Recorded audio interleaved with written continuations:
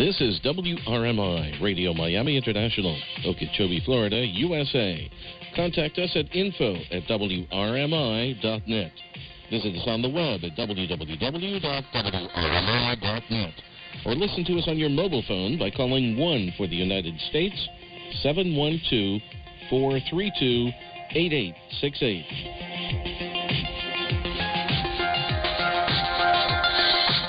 Reaching across international borders.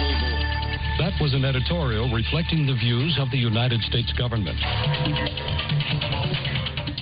This is the voice of America. Washington, D.C. This is VOA News. Reporting by remote, I'm Joe Ramsey. U.S. President Joe Biden is downplaying Russia's announcement that it will, quote, fundamentally scale back military operation near Ukraine's capital and another city. AP correspondent Sagar Magani reports. Russian troops have taken heavy losses in a bid to seize Kyiv and other cities amid strong Ukrainian resistance. Moscow now seems to be lowering its aims, but here at the White House and elsewhere, we'll see. I don't read anything into it until I see what their actions are. The Kremlin says the pullback is a goodwill gesture aimed at boosting trust in peace talks. The president was asked if the withdrawals a sign the negotiations in Turkey may be showing progress. Let's just see what they have to offer. Sagar Magani at the White House. The White House is rejecting as false and disinformation assertions by Russia that the U.S. government is launching cyber operations against Moscow that include the theft of personal data and the spreading of false information about the Russian military. The Russian Foreign Ministry made the assertions in a statement Tuesday. It alleged that the U.S. and other NATO members had trained Ukrainian hackers and blamed what it said was an effort by Ukraine to recruit international hackers.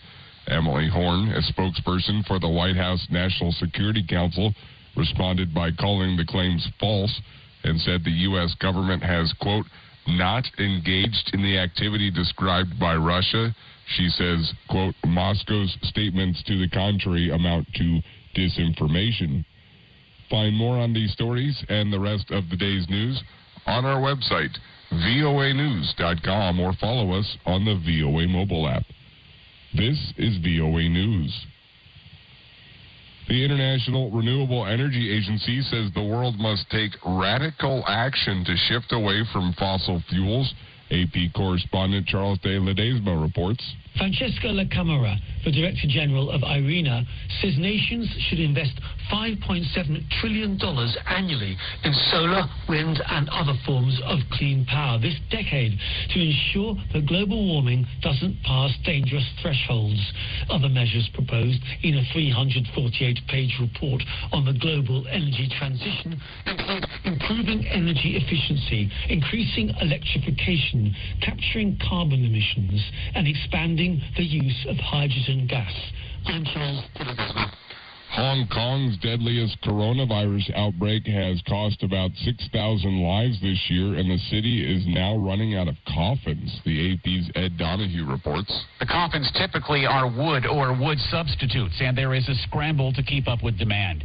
Albert Coe with the nonprofit funeral advisory group Forget Thee Not says some families are using eco-coffins. They feel a little bit shameful to use a so-called paper casket. They feel that this is not respectful to their beloved ones. Coe says the idea is to offer a more pleasant farewell without the fear of death. We have over 40 different designs covering different religions, hobbies, and also the color can be full of range. Hong Kong has reported about 200 coronavirus deaths daily on average over the past week. Space constraints there make cremation a common burial practice. I'm Ed Donahue.